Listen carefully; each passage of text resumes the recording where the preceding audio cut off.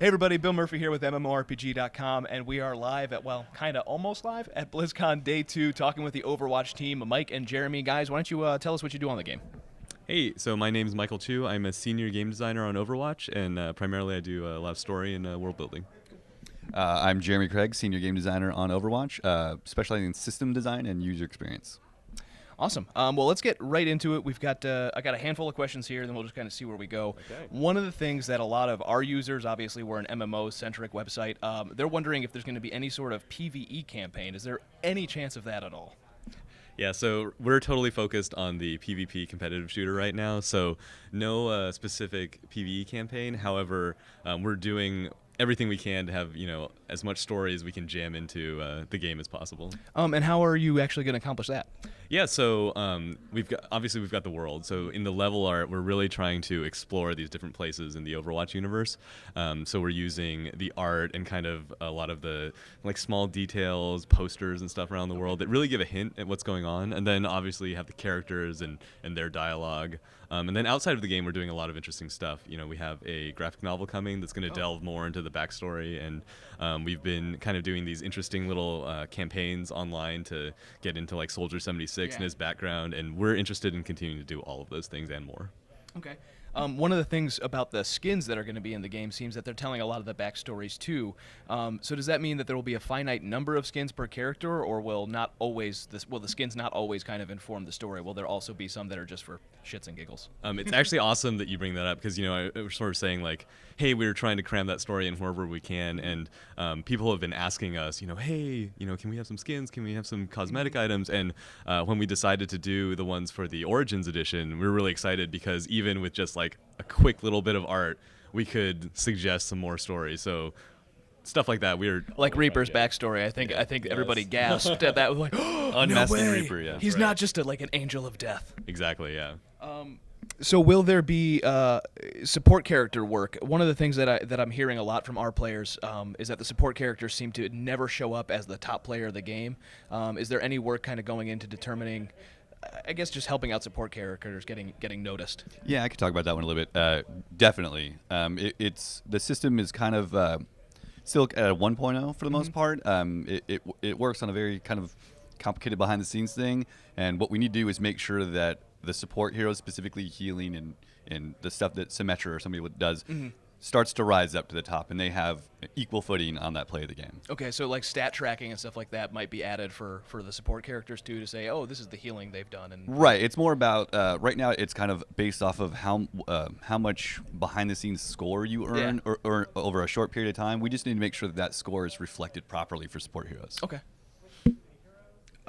Are you guys happy with the 7-minute match average? It seems the matches going in beta. It seems like in beta getting into the matches could take a lot less time if they're really only 7 minutes long. Is that sort of matchmaking issues behind going behind the scenes, or any sort of technical problems right there? In terms of the match length, the match length and the matchmaking queue, I guess, is what I'm. Oh, the questioning. queue. Yeah. It's not a huge beta right now, so the population is definitely controlling a little bit of that. Match times we're super happy with. Yeah. It's kind of like perfect. you can kind of get in, get out if you want to, or you can play for 6 hours. But right, exactly. Right now it's more of a population thing, but Okay. we're looking at all that stuff. That's what beta's for. When will the population thing change? That's a great question for somebody else. Yeah, we're going to be doing some stress test weekends. I think is going to be the first that's cool. opportunity. I think we want to get the first one in before the end of the year. But in that, we're going to open up really wide because we really want to hit our servers to make sure we're prepared for launch. Will there be a beta for the PS4 and Xbox One as well, or is that sort of not in the plans? That's a great question. I don't know Also the answer. don't know. Yeah, That's okay. Yeah, That's fine. It's don't better than lying. yeah, that's true. How about progression for the player character? Heroes of the Storm has character levels and it has a player level. Is there going to be that kind of system added to Overwatch? Yeah, so we've actually gone through a couple iterations of progression, and as recently as 2 days before beta, we pulled our recent iteration. Back to the drawing board? Or? It kind of is. The emphasis was wrong. You saw a little bit on a stream that we did earlier, and you can see a little bit of it downstairs where you get hero levels. Yeah. And we felt like that was promoting something that is not one of our core values, which is playing switch one hero. Yeah, exactly. Yeah. You get locked on. And you will like, oh well, I'm almost level whatever on Widowmaker, so I'm going to play her regardless of the fact that there's 2 other Widowmakers on your team. And team composition and balance is huge. You know what I mean? It's like going into a raid with nothing but DPS. And suddenly having to change your role is kind of the thing. Like if you realize you need a new hero, that's kind of one of the best parts of Overwatch. Absolutely. Okay. Well, let's talk a little bit more about the story then. If you can, can you tell us? We heard some of the backstory last year from Chris when he talked about how like these heroes were out there and there was like a whole organization and then it all kind of went away and now they're like a thing of memory. So what's happening that's kind of bringing them back now? Like what's the purpose? Yeah, so I think kind of what you talked about, Chris sort of set the stage last year. There's this Overwatch has been gone for a few years, and in that absence, a lot of threats have popped up in the world, and those are threats that you can really see in a lot of the maps. For example, in Kings Row, our London map, there's a lot of Omnic, that's our name for robots, Omnic human unrest that's spilling into the streets, violence, stuff like that. And then you've got something like Volskaya Industries in Russia, where sort of Omnics have attacked the country again, and they're sort of being plunged back into war. And so I think as you look around, there are all these threats that are popping up around the world. There's like the Talon organization. Honestly, there's even like Soldier 76 and what he's up to. Is he by himself, or is that something we're not allowed to talk about? You know what? It's actually, I don't want to be too specific about it, but mostly because it's actually one of these things we want people to really question and wonder. We did a lot of news stories and we sort of delved into his own psyche, and I think it's really a matter of your perspective. And I think it's something that's really interesting to examine. But to get back to it, all these different threats are popping up, and I think the question is, and the question that some of the characters in the universe are either wrestling with or have just decided to answer for themselves is the world better off with Overwatch? Should Overwatch come back? Okay, now that leads me to ask: was it just a mechanical decision to make Soldier 76 the tutorial character, or is there like a lore-based reason for that as well? Soldier 76, I think, is actually a really fun character because it was sort of the convergence of these 2 ideas. One of them was, we did identify that we wanted a character that was a little easier to pick up and play. He's got an accurate rifle, he's got some healing, he sprints. But also, we thought that there was this opportunity to really explore the story of Overwatch, because as a character, Soldier 76 is so central to it. Okay.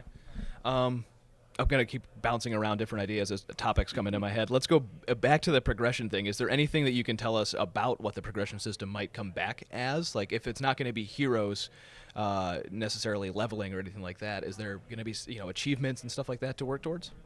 We love achievements. Who doesn't? Yeah, we definitely think that's an awesome idea. In terms of progression, we're still kind of finding the right idea. It was just for us, it was more of a matter of focus of that hero level thing. I think the player level thing is the smarter thing to do, but we're still working out all of the details right now. Yeah. Okay.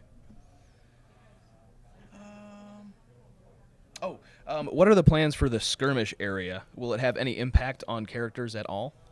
Oh, you mean the skirmish mode? Like skirmish mode, yeah, skirmish mode. No, that was just more of a thing. You don't want. It's better to skirmish and fight against other instead players. Of just waiting on a there. menu isn't that great. It's also can be fun because you don't necessarily have an objective to worry about. It's just about having fun and experience. It's a great place for you to try stuff. Yeah. Pick a hero that you don't normally play against other heroes. You can try whatever at that point. It doesn't really matter. Have you guys thought of any type of could you do? Well, I guess this kind of ties into the PvE thing, so I think I know the answer already. But like a horde mode and stuff like that for players to kind of mess around with in between the actual competitive matches to just take on bots and stuff like that. We've thought of everything. Oh, but really? yeah, but focus firing right now. PvP is what we're all about. Is esports kind of the goal then with Overwatch more than besides building up the IP? Is esports kind of the ultimate goal?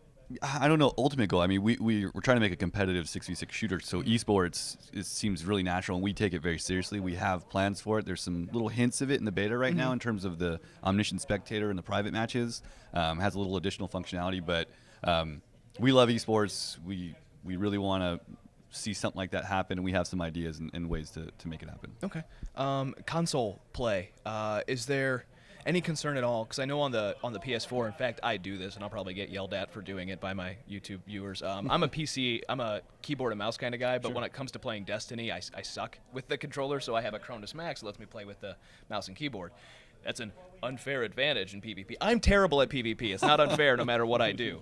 But is that a concern at all? I mean, you're not doing cross-server play, but are you worried about players using a PC and or a keyboard and mouse on their PS4 or their Xbox in competitive play? That is a good question. I don't know. I don't even know how you would deal with that. Yeah, I to don't be know honest. I don't know the answer to that. That would Yeah. be that would be a question. Maybe our engineers can have a better idea of that. Yeah. Okay, I tell you what. How about some things that you guys want to tease? Is there anything good that you want to, like new lore stuff coming up? Comic books, maybe novels, anything like that? Nothing in particular. I want them all. Except, yes, we also want them all, but we're definitely looking at some new ways and to develop the story, and we'll probably have some stuff to announce very soon. Cool. So can we expect more videos too? Because I love the character unveil videos too. We love that video. Okay. Anything? How about you? Is there anything you want to talk about, Jeremy, to keep an eye out for our players? Yeah, I mean, just the stuff like hopefully we can get the Opt into the beta.